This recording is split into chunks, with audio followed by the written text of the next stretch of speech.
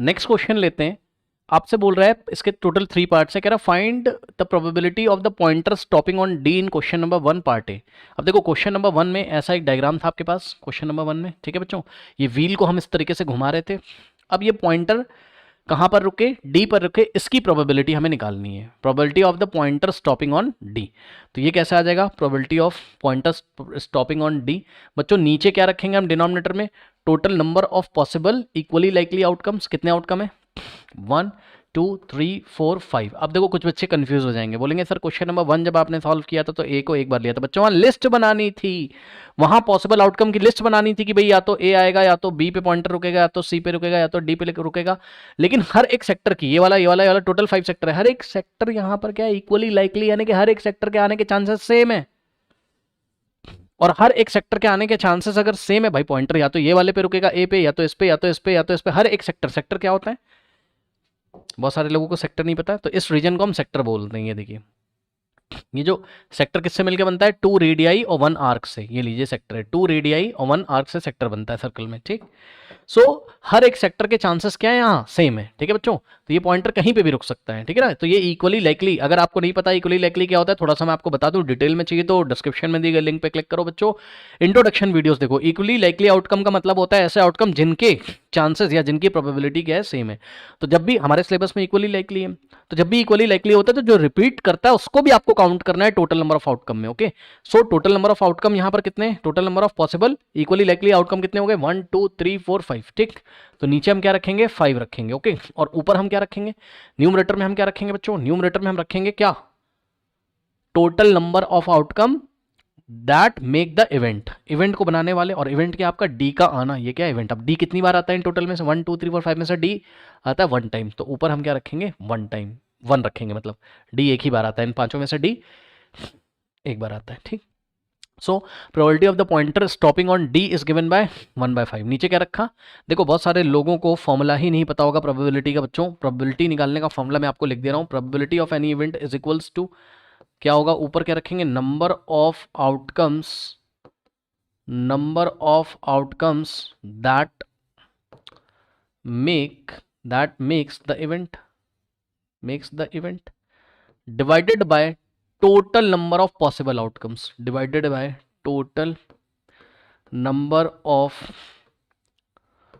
Possible outcomes. Okay बच्चों, और यहां पर कंडीशन होती है all the outcomes are equally likely. All the, ये फॉर्मूला तभी लगेगा जब all the outcomes are equally likely. Okay बच्चों, all the outcomes are equally likely. इसका क्या मतलब है, इसका ये मतलब है कि हर एक इवेंट के हर एक आउटकम की प्रोबेबिलिटी क्या है, सेम है, इक्वली लाइकली का ये मतलब होता है। तो देखो number of outcome that make the event, D का आना, डी कितने बार आता है इन पांचों में से एक, तो ऊपर लिखा 1, नीचे लिखा total number of possible outcome, या तो ये आएगा, या तो ये, या तो ये, या तो ये, है ना भाई। पॉइंटर या तो यहाँ स्टॉप करेगा, तो यहाँ, या तो यहाँ, या तो यहाँ, है ना। तो डी आने की प्रोबेबिलिटी कितनी हुई, 1/5। नाउ पार्ट बी देखते हैं। अब देखो पार्ट बी देखने से पहले बच्चों आपको एक टेबल बहुत अच्छी तरीके से क्लियर होनी चाहिए। ओके स्टूडेंट्स, तो देखिए ये है टोटल 52 कार्ड्स। कभी ना कभी आपने कार्ड्स खेले होंगे शायद, ठीक है। तो 52 कार्ड, जिन बच्चों ने नहीं खेले बच्चों, कार्ड्स की नॉलेज आपको होनी चाहिए जब आप प्रोबेबिलिटी चैप्टर पढ़ लो। कार्ड देखिए टोटल 52 होते हैं, कितने होते हैं, 52 टोटल। यहाँ पर 4 सूट्स होते हैं, 4 सूट्स का मतलब 4 सेट होते हैं, ठीक। एक होता है स्पेड का और एक होता है क्लब का। तो ध्यान से चेक करो, स्पेड और क्लब ब्लैक कार्ड्स होते हैं। ये स्पेड और क्लब क्या होते हैं आपके, ये होते हैं आपके ब्लैक कार्ड्स, ठीक है ना। ये होते हैं आपके ब्लैक कार्ड्स, ये लीजिए ब्लैक कार्ड्स, जाके वहाँ पे देख लीजिए। ये देखिए एक तो ये ब्लैक दिख रहा है आपको और ये ब्लैक दिख रहा है, ठीक है ना।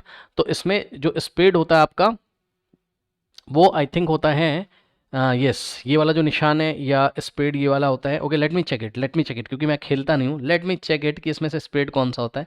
तो अब मैं खेलता नहीं हूँ तो मुझे, ओके क्लब ब्लैक वाला है, ये क्लब है। ओके स्टूडेंट्स, तो बच्चे बोलेंगे क्या ही बात है, सर को नहीं पता, है ना। ऐसा नहीं बच्चों, दिमाग से थोड़ा उतर जाता है, ठीक है ना। तो ये क्लब है, एक मैंने इमेज ले ली ताकि आपको भी समझ में आ जाए। ये क्लब है और ये स्पेड है, ये क्या है, स्पेड है। ओके, तो क्लब और स्पेड आएंगे ब्लैक वाले में, इसमें 13 कार्ड होंगे, 13। अब सुनो, सबसे पहले आ जाओ क्लब स्पेड में आ जाओ, चलो स्पेड में।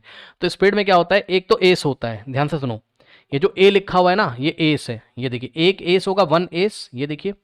उसके बाद 2 से लेके 10 तक टोटल कितने कार्ड हो गए, इस पे नंबर पड़े रहते हैं 2 3 4 5 6 7 8 9 10 1 2 3 4 5 6 7 8 9 9 कार्ड तो ये हो गए, जहां पे देखो लिखा ना 2 से 10 कार्ड, 9 कार्ड ये हो गए। 1 एस हो गया, 1 जैक होता है, 1 क्वीन होता है और 1 किंग होता है, इसको फेस कार्ड भी बोलते हैं।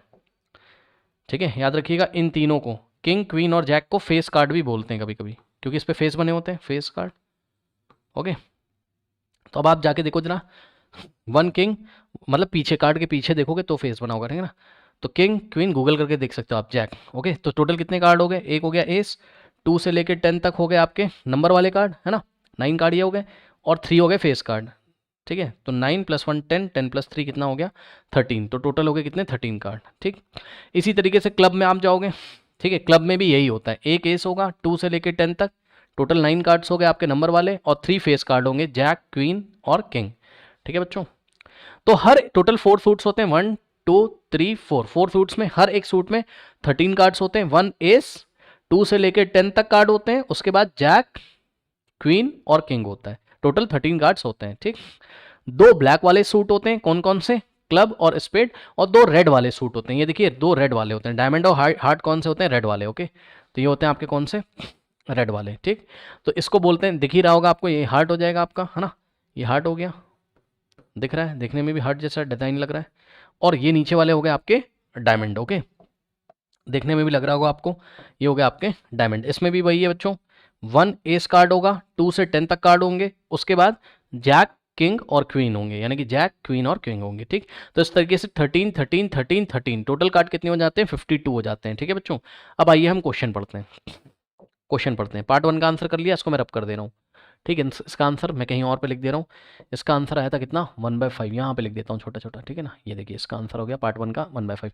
अब पार्ट बी में कह रहा probability of getting an S from a well shuffled deck of 52 playing cards. ठीक है, तो 52 प्लेइंग कार्ड हमने आपको दिया, इसको वेल शफल्ड अच्छे से फेंट लिया है ना, ऐसे फेंटते हैं ना कार्ड को, आपने देखा होगा खेलते हैं तो, अच्छे से वेल शफल्ड कर लिया इसको।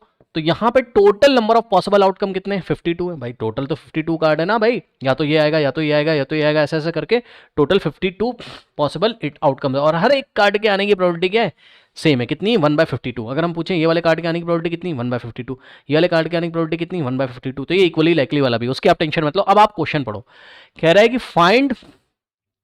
कि probability of getting an S from, अब वो क्या चाहता है, प्रोबेबिलिटी ऑफ गेटिंग एस। तो ये जो गेटिंग एस वाला इवेंट है, ध्यान से सुनिए, गेटिंग एस वाला जो इवेंट है, यहां पर बच्चे ध्यान देंगे, ये एक इवेंट है। इवेंट क्या होता था, कलेक्शन ऑफ मैनी आउटकम्स, या इवेंट में सिंगल आउटकम होगा। इस बार ये वाले इवेंट में सिंगल आउटकम नहीं होगा, यहां पर जो इवेंट है आपका, जो इवेंट है वो कैसे डिफाइंड है, इवेंट कैसे डिफाइंड है, गेटिंग एन एस। अब बताइए बच्चों, गेटिंग एन एस में कितने पॉसिबल आउटकम्स होंगे, कौन कौन आ सकता है इसमें, कितने एस हैं, टोटल 4 एस हैं बच्चों, टोटल 4 एस हैं।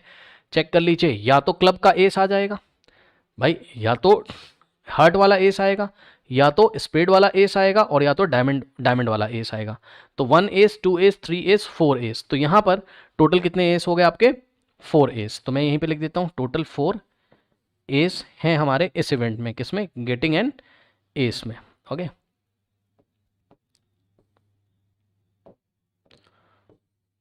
दिख रहा है ना आपको, एक एस यहाँ, एक एस यहाँ, एक एस, इसलिए मैंने डायग्राम दिखा दिया। जो पहले वाले जो पत्ते रखे हैं इसको एस बोलते हैं, जिसपे कैपिटल ए लिखा हुआ है।